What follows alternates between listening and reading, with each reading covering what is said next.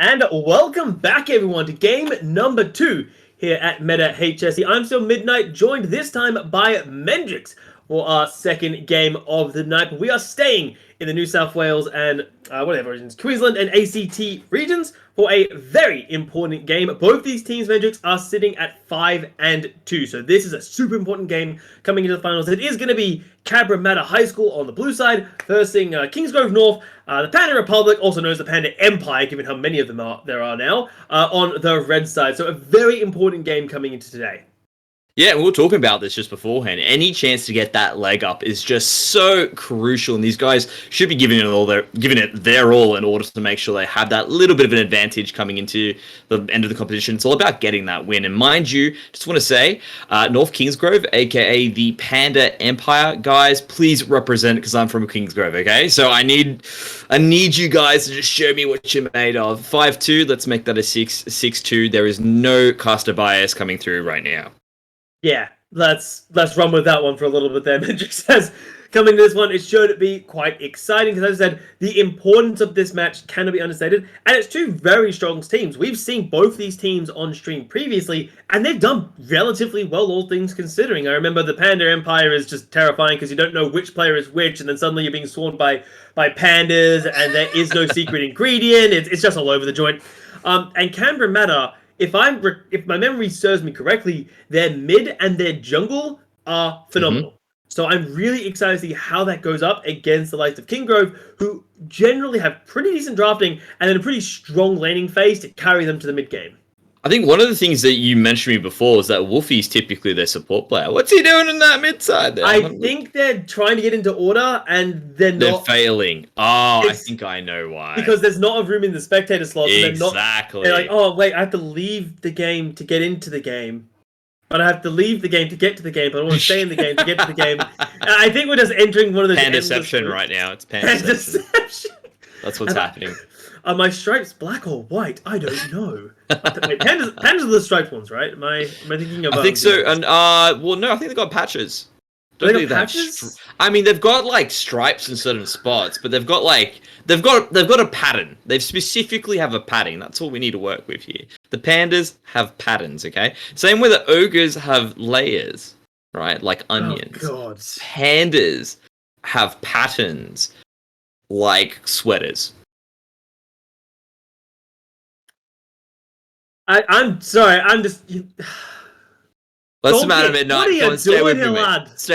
Stay with me, mate. We've got this. We've got this. It's okay. It makes sense, right? You think about it. We're in Pandaception, and sweaters are like patterns. Okay, good. We've made it, guys. I hate you. I hate you, Mendrix. And thankfully, this conversation can end as Wolfie is now in the correct position in the support role here, which means we will be getting into our second game of the night, and it'll be very interesting to see how pick and ban goes, because in the last game we saw an attempt of a dominant top half of the map, and it kind of just fell apart very quickly. So is that because I'm under the impression, at least, that right now the jungle is the important role when it comes to that sort of stuff. So will we see another jungle focused style, or is it again might be a return to the lanes? So it all comes down to where your priority sits. So if you are planning to play a strong top laner, that means you're putting a lot of priority on that jungler, purely because that you want to make sure that you got pushing lanes up around that top side, so you can start encroaching into the enemy jungle, taking away those resources, and then opening up that top side of the map.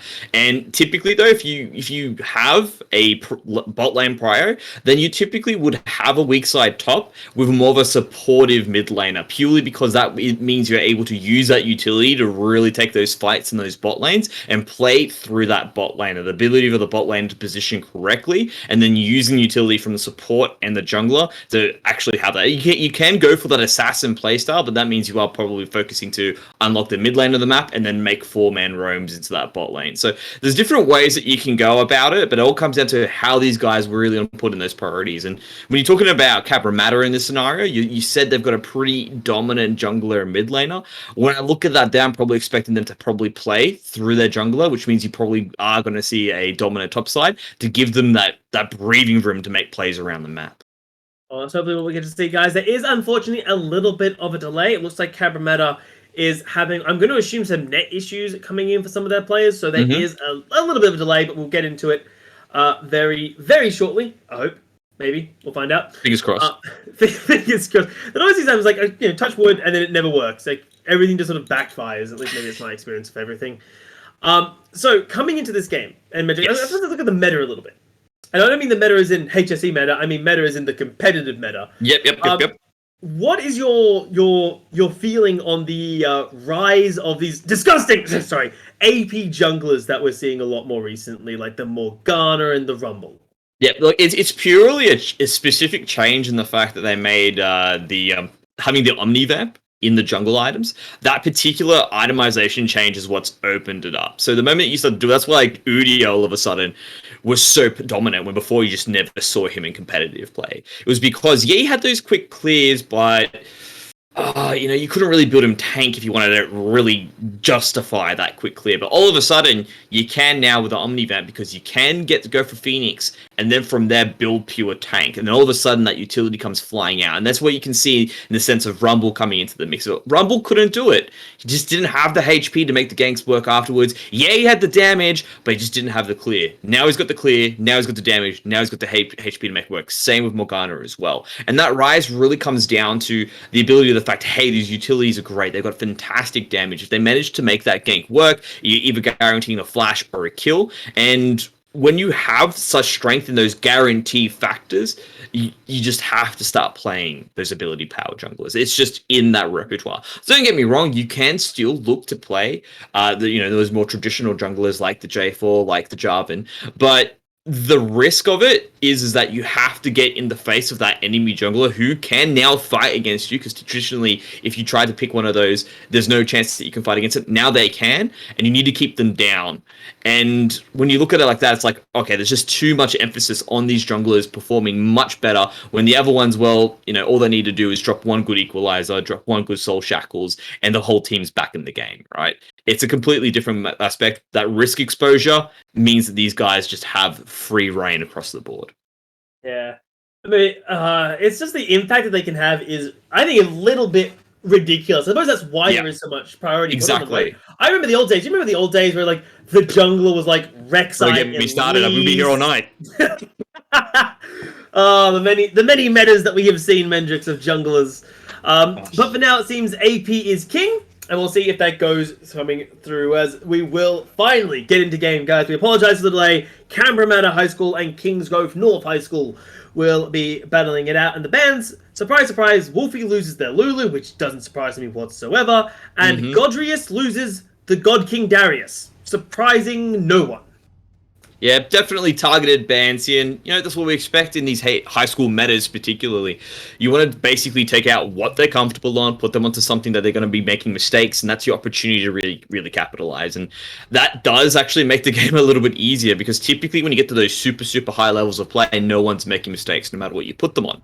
So you really have to be super proactive to actually get that advantage. Whereas at these levels of play, mistakes are a lot more common, and they're definitely more common when they're on comfortable champions. And that's so much easier to punish, so much easier to get a snowball rolling, and snowballs are what allow you to really carry the rest of the team around. I mean, we saw it on Dextros. Once he managed to get one of those few kills, he was just absolutely mashing the rest of the team, and it made it hard for there to be any form of stage of comeback. So when you do have the ability to just get rid of those comfortable picks, you should definitely do it. Yeah. And we are powering through as usual, as pick and ban was basically done on Pro Draft before loading into game.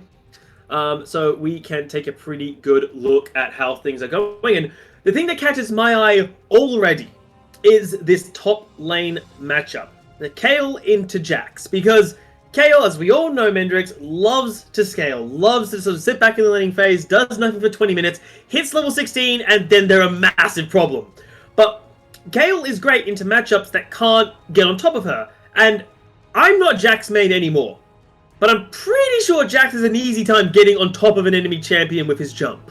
Especially once he maxes out his cooldown reduction, it seems to be, he basically is channeling Super Mario when he's hopping from minion to minion, ward to ward. It's definitely something that's a bit of an advantage for Kayle once we get to that 16-minute, or not 16-minute, like that level 16 stage. 35 minutes in, especially because of just how ridiculous it is to become invulnerable and then deal damage. But for Jax relatively is going to scale extremely well. You can still win that late game matchup against the Kayle just by nature of how he's able to avoid auto attacks, which is how Kayle mainly does her damage. So Jax typically should have the advantage pretty much throughout the whole match, unless it gets super, super late. So definitely expecting there to be a bit of a camp with this top side, because Jax can literally do that jump, use, of course, the counter strike afterwards. Kayle needs to be holding on to that slow, because if she doesn't, she's going to be dead. That's the key here. Every time Jax jumps, you need to throw that slow down. But what I'll probably expect to see happen is a Jax jump with a Kha'Zix jumping from behind. That is one dead Kayle. So a real good opportunity to get this Godrias ahead. Kayn, or Panda in this case, Kayn Panda needs to probably jump in and help out Kayle Panda. Yeah, but there's a bit of a problem with that, which is while there's this massive fire in the top lane, which is Kayle struggling to survive, Katarina into Galio, you and I have witnessed personally, I think like last week or 2 weeks ago, last time we casted on meta, and the Katarina, let's put this politely, had a few problems. In that I believe they were like 0-3 at one point in time, because Galio is a fantastic matchup in there. So if you're Jungle Panda, what do you do? The fact that your top lane is on fire, your bottom lane is on fire, like, which fire can you even afford to put out when you're not even a full champion?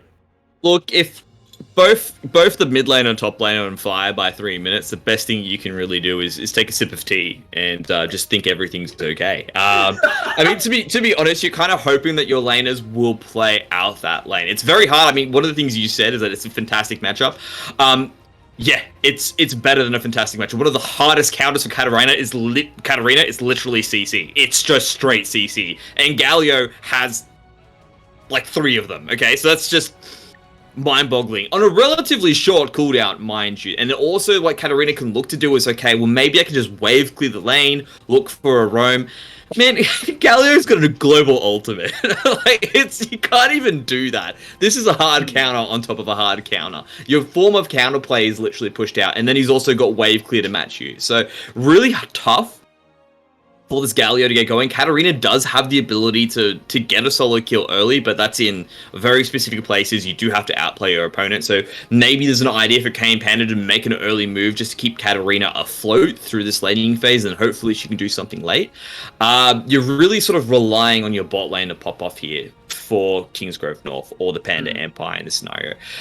Because one, Samira's got a pretty good role into that center, has the ability to knock out most of those long-range abilities that she throws out there, and at the same time, Set doesn't really have the best time against mobile champions. So when you add a Rakan as an assister in that scenario, probably looking at a pretty decent bot lane there. You might want to just sack your top side and look after your bot lane and look to win through there. That's definitely a good thing. Mind you, these guys scale really well to late game, Katarina and Kayle, so as long as they play safe and when they get sacked, it's not going to be the biggest deal. So you can look at that as an option. There is ways to victory here, but of course, definitely it looks like when we look at this draft, really liking what Cabramat has put together here. Yeah, I must say, I looked at this bottom lane, and I get super, super excited, because when Samira was first released, me and a couple casting mates, we played Samira Rakan, and Samira Rakan is ridiculously strong. Because, and I only have 30 seconds, so I'll be quick. Samira jumps forwards with her E. Rakan battle dances onto the Samira, and then grand entrances onto the carry. Which means that Rakan's engage window is massive compared to what it should be. And then you can, of course, then Samira gets all that time to free hit. She gets the extra passive damage because you've knocked up a target. She can then continue the dive, and you've basically got the perfect all-in bottom lane. Because Samira specializes in close range and dashing. Rakan specializes in close range. It's ridiculously strong. Anyway, I'll talk about it more when we get into game, because we do have to get into it, guys. We'll be back in just a minute or two for Caramata High School and Kingsgrove North. Don't go anywhere. This is going to be an explosive game.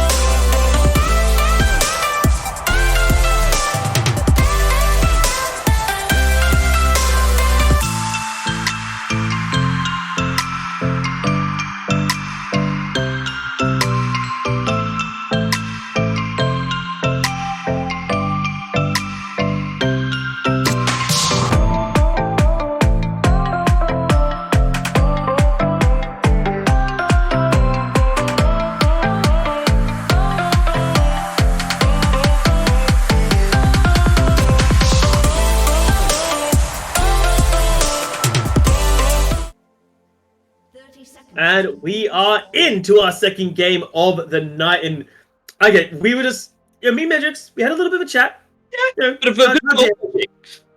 But we both came to the conclusion that this game should be everything. You've got really interesting solo lanes. You've got a jungler which needs to have impact. You've got the Samira Rakan which has to do well. The Senna set that has to survive. And you've got a pause. What more do we want from today? Look, it seems to be everything coming out. You know, we needed the pause to come in just to sort of hype up this game a little bit more, just add a bit more tension to everything. That climax could not be built anymore. I'm really, really psyched actually to see how it plays out, because we were even discussing that idea about, yeah, it's going to be rough for Katarina, yeah, it's going to be rough for Kayle, but that combination in the late game, if they can get there, the Katarina being able to jump in with immunity from the Kayle would be so devastating to this team. And when she gets those resets, the ability to jump back and forth is going to be very hard for them to lock down, because yes, they've got hard CC, which can essentially put her down, but most of it's quite reliable on them being on top of her. And if she's able to get those resets, start jumping around with that immunity, there is no real chance for them to actually stop the damage that she can dish out. So a lot of it does rest on Panda Katarina. I actually have to say Panda Katarina in this scenario. It's great. Actually really monitoring those cooldowns from Cabramatta, then jumping in directly afterwards. So a lot of that really is going to be on that positioning, on that micro play. Their macro play definitely will be playing a part as well, because I expect a lot of work to be done by all the heavy lifting is going to be done by the bot lane here of Kingsgrove North. So that's going to be good. Whereas on the flip side of things, Cabramatta have a much more balanced approach to how they can do things. Typically, if one lane really starts going well, it can be a problem for Kingsgrove North.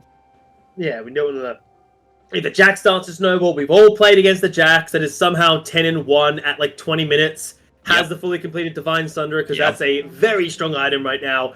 Smacks you 3 times and you're dead, and you're like, well, why? Why is this allowed? So that can't be allowed to snowball. The Galio can't be allowed to snowball because it's got global pressure. You have global pressure, it's like playing against a TF that is always waiting for you to step up one step too far and then punches you in the face, in this case a giant stone golem.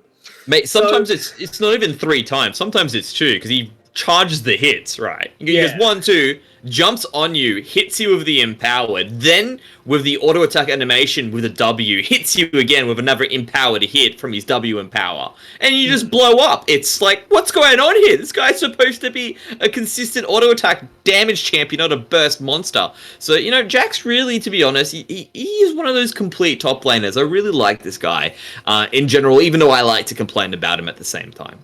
Yeah, nice and strong there. But again, we've talked about it time and time again. Kingsgrove scales like a beast. Kayle at level 16 is a monster. Katarina, if she gets to the late game against a composition, like you said, has no point-and-click crowd control. The Jax stun, you have to be close to her. The Galio has to be close to her. The set has to be right on top of her. If the Katarina is given room to play, the Katarina will slaughter your entire team single-handedly. So I hate to be that party pooper that wants to do some housekeeping, but we need to do some housekeeping. Are you on 132 at the moment? 133? 134? Yep. Cool. Yeah, okay, sweet. No worries. Just wanted to make sure that everything is good there. So, continue. Housekeeping done. Housekeeping has been cleared. So yeah, there's a lot of brilliant scaling that comes through. But that's the thing of scaling, Mendrix, as we both know, in order for these champions to be relevant, you've got to scale. Surprise, I know, right? But you've got to survive what will be a relatively rough early game. So we'll see how that goes for them. As my eyes are still on the David and Goliath. It's going to be David Goliath for scaling. You just got to make sure, like, can I actually get to my slingshot to hit the giant? That's going to be the question of it here. And it is relatively simple across the board. I mean, these guys didn't really give too much away. No one invaded too heavily or too deeply. It was just a soft invade on that top side. As you can see, there is a ward down on those wraiths. So they've got an idea of where Kayn is. Godrius at this point probably expects, with that pathing up from his Kha'Zix, is probably looking to have that support by the time Kayn gets into it. And again, they would have seen him actually path down. So now he knows he can just go as hard as possible as he wants to top lane. Some action happening here. This is what I'm talking about. Katarina! Yeah, that's just straight up a solo kill. That was played perfectly. Baits out the shield of Duran, waits for the aftershock, and then re-engages. That was perfectly played here by Mid Panda. Yeah, and that comes down to that fact that I mentioned. Yeah, you know, Katarina has a rough time, but between that level 1 to 3, she does have the ability to get that first kill. So, speaking of which, well done. This is exactly what Panda Cat needed in order to stay relevant in this lane, and could possibly snowball off this now going forward. Yeah, that's the first step in the, how are they going to survive through the early game? Well, you survive through the early game through killing your lane opponent. It is always a good one there. The Galio now has to play a little more conservatively. Go is a very good mid laner from what I recall, so he should be without issues. Is Godrius doing... Well, this is what top lane was going to look like for a while. Is just Godrius wailing away on top Panda. Because if you just let the Kayle scale, you've made a bit of a noopsies. Yeah, as you can see as well, definitely having a bit of a thing. Here's some CC. Oh my lord, talk about the CC train all aboard as top lane Panda is going to go down there to the Empower. And mid Panda has visited for the Katarina's assistance, but it doesn't look like it's going to net in too much there. That's a real problem point to die for Godrius up on that top side. Purely, not Godrius, sorry, for Panda Kayle to die, because that happened as the crash happened as well. Go! Don't think you want to be there. Maybe he does. Dangerous there, but I know what he's trying to do. He's trying to get all these orbs out, but it's not working out too much as there is a massive fight in the mid lane. Everyone is piling on there. Apparently we are ahead of the stream. Which is a little bit of a... Yep, so we're going to do a bit of a quick pause. Yeah, we will have to have a short pause, guys, just to make sure we are synced back up. So don't go anywhere, guys. We're back in less than 30 seconds.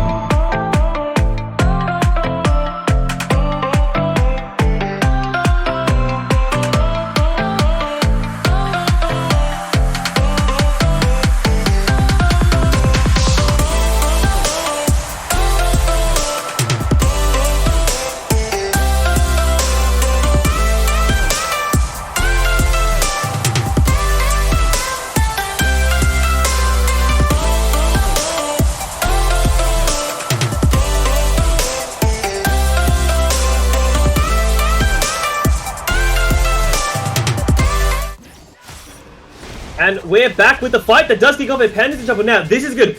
The TP from the Jax means they're allowed to keep fighting here, and that's why everything goes in their favor. The Jax gets a 2-man counter-strike, and we are back with a vengeance, as there are a few more bodies in Summoner's Rift than when we left. That was actually so good for Godrius in the sense that everything lined up the way that you wanted to. Not only did you get the solo kill top, but you got it as the wave was crashing into tower. That means Panda Kayle misses out on more. Then, when you want to use your TP to get back to lane, you pick up an extra 2 kills as well. Plus, you're not missing any of that farm top. This is going to be one hell of a mean Jax by the time we hit 7 minutes and he gets to sell everything he just picked up. Yeah, it's going to be great. And look at that. Panda, if they always say in this lane, Leap Strike is on a relatively short cooldown. About, let's take a look-see here, 8-second cooldown. So every 8 seconds, top lane Panda just has to worry about, okay, am I about to die again? It's so rough when you think about it. And like I said, you need to save your slow for it every single time. Everything needs to be about slow pushing. The only time you can actually really engage into that Jax is when you have that massive minion pile. When that's in your favor, then if he decides to jump on you, you can just continue to play out the fight, because as soon as that counter-strike ends, there'll be so much minion damage that you're okay to go for it. But now that we've hit that point, that he's around level 6, that minion damage is not going to be as relevant because the armor is really starting to kick in, then you're really suffering at that point. I really reckon that now Panda's in for a rough ride and has to get the support of Kayn, or Kayle needs the support of Kayn to really find something here. And even then, considering the amount of advantage that Godrius has at this point as well, if he doesn't die by the time he gets to go back and spend and pick up his items, he can definitely 1v2. We're talking like, say, around level 8, he's managed to go back and get a buy, hasn't been killed yet, hasn't had that shutdown of bounty. He can 1v2 both Kayn and Kayle, and that's going to be absolutely disgusting. Also a treat to watch at the same time.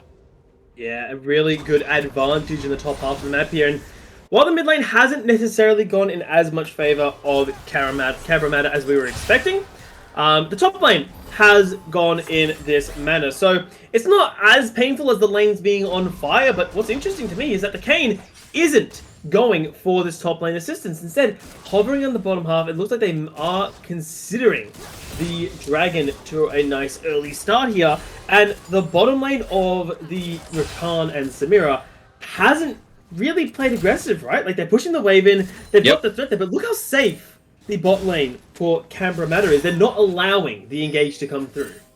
Yeah, and that is really smart from Cabramatta really at this point, because they understand that they can lose from those fights as well. I like how the North Kingsgrove are playing this bottom side of the map. They understand they've got the pressure there, they've got Panda as well, which means bot side is where they look to win. Kayn is jumping in though. They're both level 6 here, which means Humble Trespass as well as that Invisibility are available. As whoa, a little bit of desync. Yeah.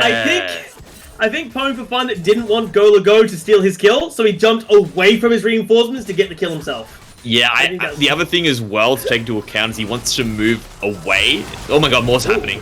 They're engaging on the bottom lane here, but they've got to be careful because Shoacism is not strong in close range. Panda is, and Panda's going to cut him down for size and engage. We were just talking about how safe they were playing, and then they decide to go aggressive.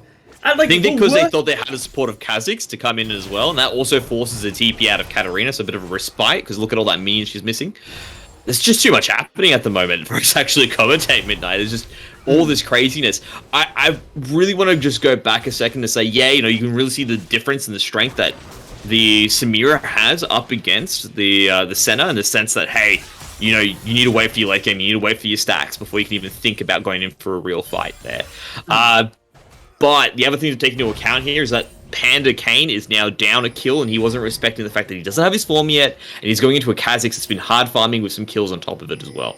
Now I really think things are going to take a massive turn for the worst for Kingsgrove North, purely because this Kha'Zix now just needs to sit in the bottom side of the map. That's all he needs to do. If he just gets that lane rolling, doesn't really matter if Galio performs or not. The big thing Galio brings is, of course, that team fight potential with that hero's entrance. That's really all he needs to do in the rest of the fights. He gets his top lane and mid lane, gets his top lane and bot lane rolling. Things will go south for Kingsgrove North very quickly. On the flip side, if Kingsgrove North can actually just protect their bot lane and find a way to get a shutdown on the Kha'Zix in the process of them trying to push that advantage, then they should be able to find a way to at least take this to the mid game and be competitive. Yeah, well, despite saying that, both junglers are actually on the top half of the map here, and we're seeing an engage onto the Godrius here, but that's very, not sure it's the best idea, because look who reinforcements coming in. Pwn for Fun is lurking in the wings, but doesn't even have to show themselves, because it's Godrius. You can't engage on a Jax that's just simply this strong. Yeah, also the other thing he can do is drop a ward, hop over that way as well on that side. So very good pathing from Godrius to realize, hey, even if I didn't have Pwn for Fun here in the scenario, it'd be okay. It's good damage though. This is what we're talking about, Galio having the advantage typically. So nice little trade there, and that's really what he needs to do. Force the lane out, look to get advantages that way. Is down in CS and kills at the moment, so things need to actually have some sort of respite for him in that sense. And if he's able to show himself up, then I don't really see a way for Kingsgrove North to get themselves back into this, because they really are relying on Katarina to be that X factor. Yeah, well, Katarina's looking for something here. Panda is waiting in the wings, so they might be able to get something, but Foe jumps in as well, and Panda is deleted. The Katarina is no more. Golago is in trouble there, but you simply can't fight this Kha'Zix 4-0 with the Duskblade already in the inventory. You've got to be so careful. Wolfie, I like that they're looking for something, but they just can't. You just straight up cannot look for something in this situation. Oh my lord. That's, I'm smelling someone's hungry, and I think that's a very hungry Kha'Zix. Yeah, he's going fishing at the moment in time. He wants to grab himself a Kale Finn or Kale Brim in this scenario. He's going to get it. Watch this. Hello. Oh! Ult out. The flash and death. No chance. No chance. That was so well played. He knew that he was going to in the mid lane. The idea that he was going to path through his own jungle to make it towards the top side, so he decided to take what would have been the quickest route to get there. Just really no respect coming out of the Pandas at this moment in time. They're really showing us why they might be an extinct species at the end of this. I really need to take into account something here that's sort of just been happening. And then just not respecting the Kha'Zix play. And here we go, going for another fight. Yeah, you talked about... Oh my, wait, Panda got pulled in over the wall there. As Godrius is just straight up diving Panda on the top of the map there. No mana. Yeah. And oh, wait, what? I'm talking about a lot of respect. That's what happened in top side there. And a skirmish on the bottom side. Samira gets the... But I'm not sure it's going to matter as the Shadows Beyond Dawn come out from Shoasism. Shoasism is able to keep their support alive on the back end of that one. Low health bars, but they have health bars, which is more than what Kingsgrove North bot laners can say. Yeah, I like what they were trying to do. That was the first time I felt they had a cohesive plan going into it. But because they weren't respecting the Kha'Zix, not marking where he was on the map, understanding where he may be, he was able to pick up so many kills that now these fights are becoming a real problem for them. Purely because Kha'Zix can jump in, start assassinating those priority targets, and then at the flip side of them, they can then survive the team fights with that big wombo combo engage that they do have available to them. I mean, look at Wolfie with a nice grand entrance at the same time with the Samira ultimate plucked in with the wombo that's also available from the Kale. You can really have a big advantage drawn out of that. Godrius is going for it again. Yeah, no, Panda's just straight up dead here. Trinity Force boot comes through there. The Empower with the Trinity Force proc. There's no surviving now. It's just too much. I think part of the reason Godrius wanted to go for those initial fights beforehand, and the reason why he gave up a kill, was because he wants to keep killing this Kale under tower when minions hit. So that way she's missing out not only on the experience, but the gold as well. And that means he can even snowball even harder. Yeah, it's pretty unfortunate he gave away a kill beforehand, but that was just purely a lack of respect. That's something that comes with more experience as time goes on. That's when you realize, you know what, I can go for this dive. I can get this kill without giving away anything. So I'm going to do a little bit of trivia for you, Mendrix. Without looking at gold, how much gold has Godrius got over Panda in the top lane? How much has this Jax been allowed to accelerate the game? You want me to guess? Yes, I want you to guess. Okay, this is purely a guess. I'm going to put it at about 3,200. That is remarkably close. 2,200 gold. Wait, no. That's not remarkably close. I'm off by 1,000. Wait, no, I can't do maths on stream. Give me a second. No, bit under 2. I don't know. I can't do maths on stream. Our spectator will hopefully bring up maths. This is why you don't. You know what threw me off? The 500 gold that she got given away. Yeah, the 500 gold from the bounty there is both of one. Does flash to safety here. You got to keep running though from the side. Kingsgrove North are looking to get the hunt down. The Rast transformation could be something more as the Katarina ultimate comes through, not able to pick up the kills there, but the Umbral Trespass will. Meanwhile, bottom side, the all-in of Samira Rakan, surprise, surprise, does its job diligently. Wolfie gets out without problems. Meanwhile, in the middle lane, Go wasn't able to make it out either.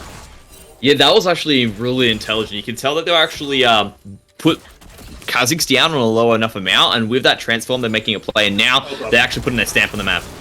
Yeah, double knock up here. Shoot does get the Haymaker off. Wolfie tanks up the turret perfectly. Ooh. A textbook dive courtesy of the heal.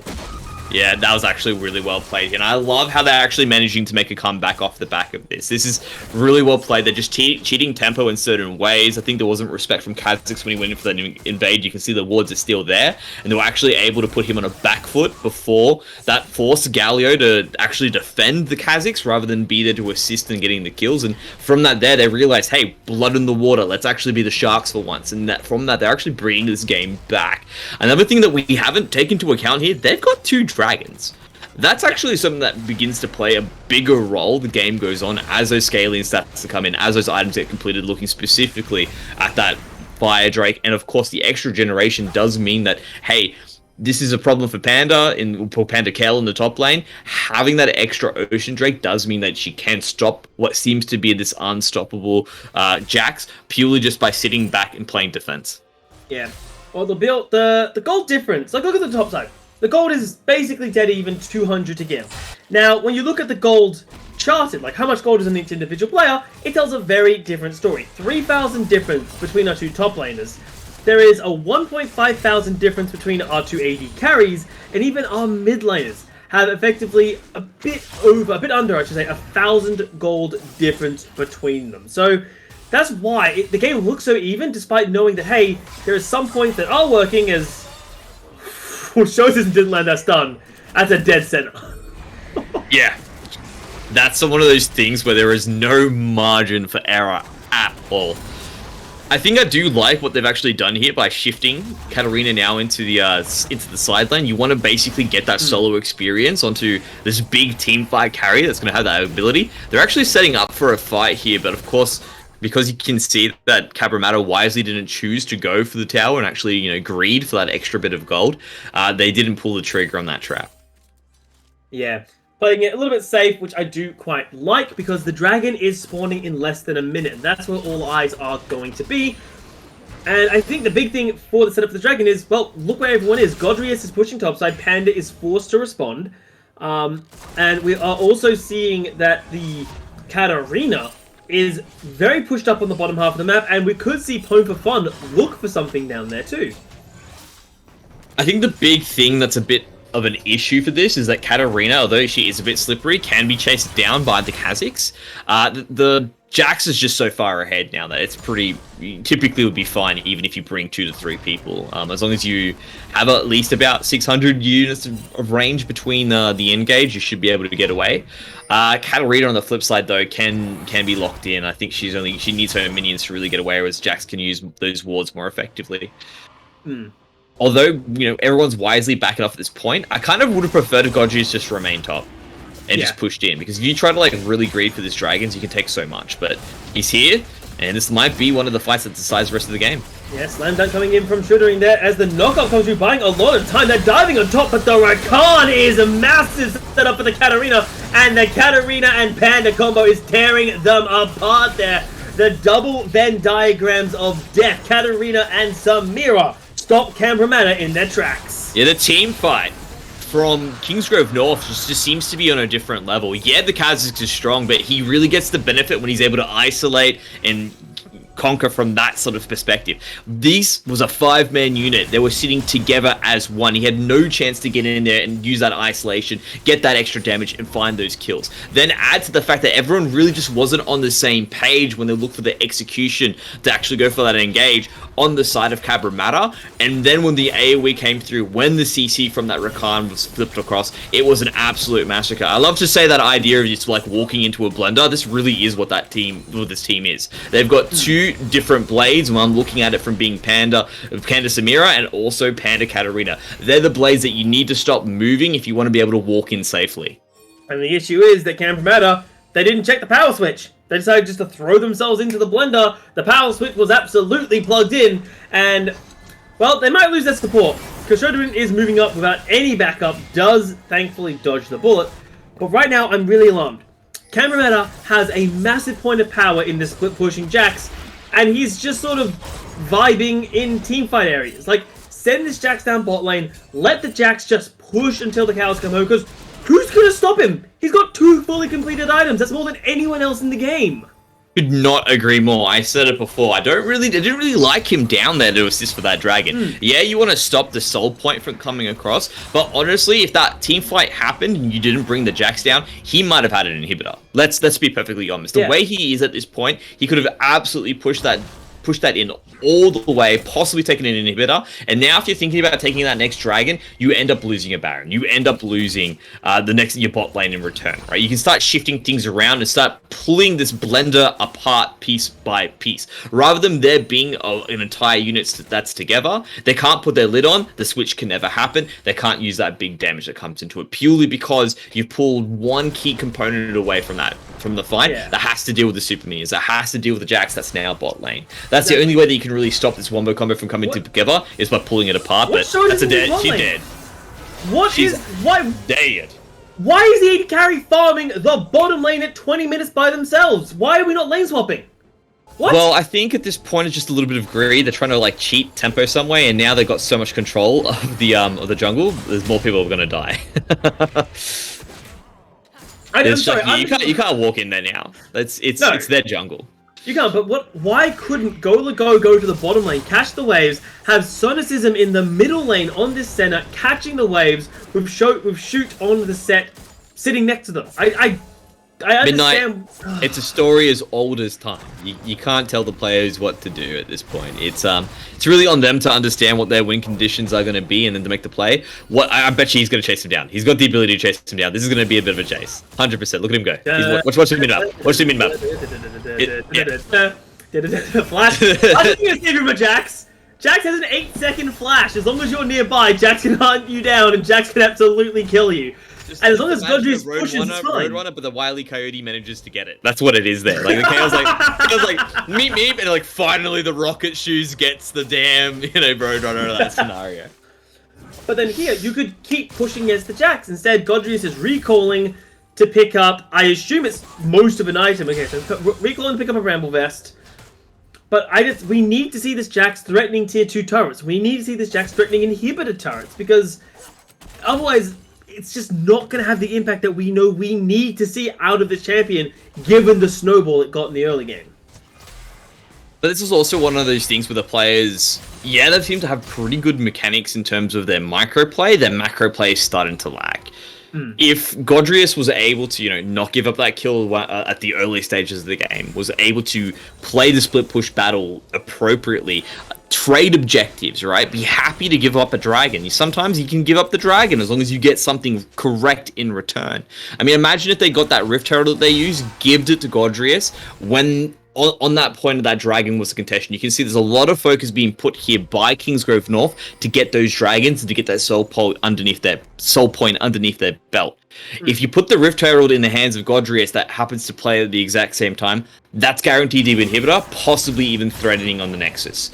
That really makes them think twice about these objectives going forward. Not only that, Godrius would have been able to actually pick up a few more extra kills against this Kayle. Kayle would have been just locked in place. Kayle's actually beginning to get enough gold underneath the belt to become a threat towards those later stages. Think at 30 minutes, things are going to start to even up a little bit, especially if they do manage to get this this Earth Dragon underneath their belt, and they're going for it again. I guarantee they can get it. Godrius, you should be split pushing, mate. Yeah, but instead Godrius is grouped up, which means we're going to get another blender scenario. Will the blender be safely disarmed by Karambara? It looks like no, as they're going in one by one. The Dragon's secured, the Mountain Soul picked up, and once again feeding themselves in. A lot of CC coming down, but the issue is it just doesn't matter. Look at the fact they're diving on top of their opponents. Godrius, the last man standing, but it just doesn't matter. The Jax does not have the damage, the survivability to win the team fights. And it also comes down to that execution again. Gola came in early. The rest of the team just wasn't there. Kha'Zix couldn't find anyone to assassinate and kill because, of course,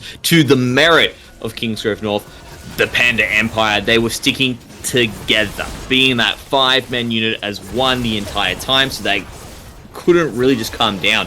And of course, you just had the domino effect afterwards. Everyone coming in one by one from Cabramatta, and of course it was an absolute massacre again. Look at this here now that they've got the Soul. They're going to get the Baron. All they need to do now is just stick as 5 men in one slot, just push through that lane. They've got the ability to do so. They don't really have the best siege, but to be honest, all they need to do is drop Wolfie in with the engage, give him an ultimate from the Kayle, and then just let their blenders go to work. Exactly, and Cabramatta, time and time again, charge into danger. They know what they're getting involved with, but instead of letting the Jax split push, instead of trying to give themselves time, they're charging headfirst into danger, and it's not working out for them. They are now really in a bad position where even if Godrius is given time to split push, I don't think it matters, because all it will require is, say, Kayle Panda meeting the Jax in the side wave, and then the arrival of the highest CS person in this game of Kayn, just rocks up, pops him up, goes to the kill. I think that ship sailed as well, because Godrius now can't actually handle a 2v1 scenario. Beforehand he could. He had the ability to do so. That could have been, a path to victory, to use Godrius to sort of begin pulling everyone apart as beforehand, but that's gone. That ship has sailed. So if you really want to look for a win now, it comes down to you having good control of your jungle, looking for when there is going to be one of these split members, and then CCing and looking for the kill. And then when it's a 4v5, you can possibly look to take an objective and then go afterwards. That really is your only opponent. And it just sucks when you're relying on your opponent to make a mistake in order to get yourself back into the game, because that's literally what it needs to be.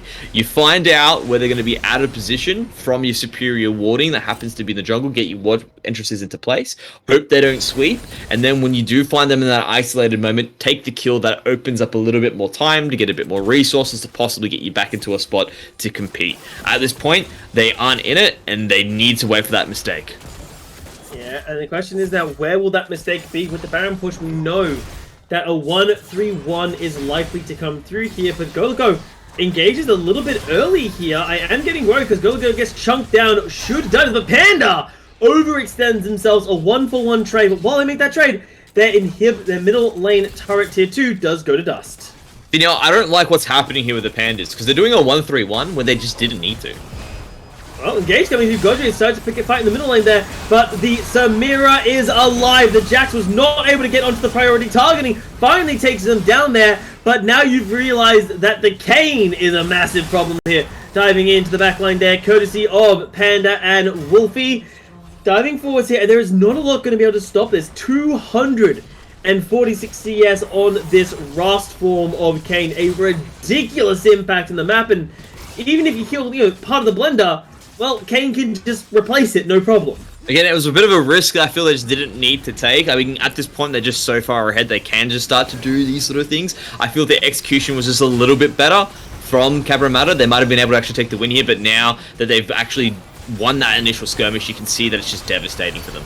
Yeah, diving in on top, and this could be the final fight, man. Just Godric dives onto the backline there. Will it be enough to get access? They do take down Wolfie, but the Kayle and the Kayn are still alive, and they are tremendous forces to play with now, as it is simply the Panda of the jungle. But how are you meant to stop this guy? Look at the healing. It's a Rust. It's got a Death's Dance, a Gore Drinker. This man can probably fight a Mundo one-on-one and get ahead of it there. And now has reinforcements of a Katarina. The Assassin picks up one, and the Kayn picks up the Jax. The Grandmaster not able to one is okay.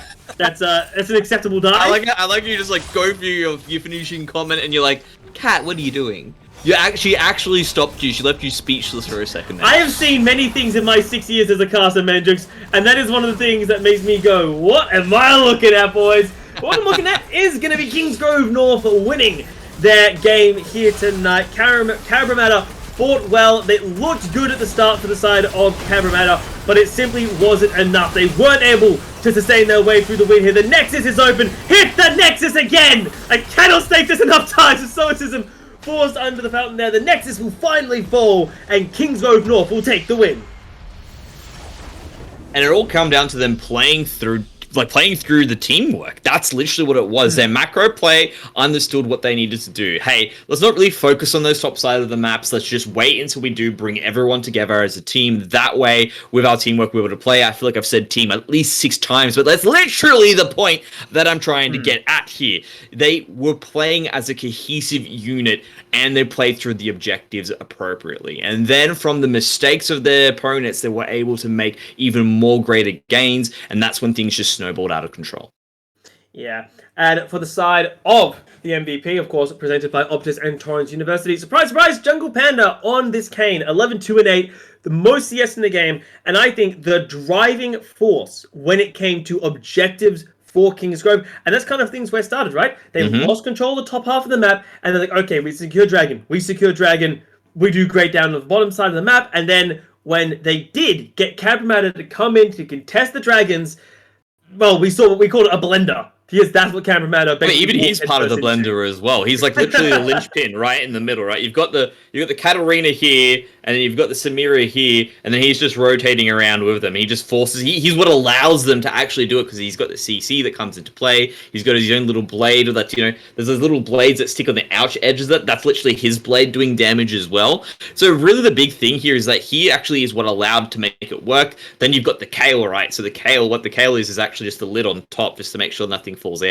out. And the other thing that comes into it as well is Wolfie. Wolfie is the plastic around the blenders, keeping everything in as well. So it really is, honestly, you just put a power switch on. These guys were a blender team. Yeah, really well done at a Kingsgrove. But we can't forget that Cabramatta had some good openings against them, specifically the top lane. They got their top laner ahead. They were able to have a lot of room, but even after getting that initial advantage, they couldn't utilize it enough to get the lead because they didn't have any objective control in the bottom half. They lost control of the Dragons, and then, like many teams before them, they got fixated on the idea of the Dragon Soul. You don't want to give that up unless it's absolutely necessary. And I think that's kind of what lured Cabramatta to the bottom half, where they just couldn't utilize the Jax's strengths. That's the education piece here. It's okay to trade objectives. As long as you are getting more out of the trade, you're completely fine to do that. And Godrius, with how powerful he was, could have been able to do that. That's the big takeaway here. So just understanding where your win condition is and play into it. Don't play to your opponent's win condition. Exactly. Know what you have to do, and if you can, work out what they have to do as well. Play around it, make sure you know what's up. But I can tell you also, guys, what's up. It is going to be the third game of the match. Melbourne High School will be facing off against Kunung Secondary for our third match, looking at the Victorian and Tasmanian states, guys. So don't go anywhere. Our third game will be beginning shortly.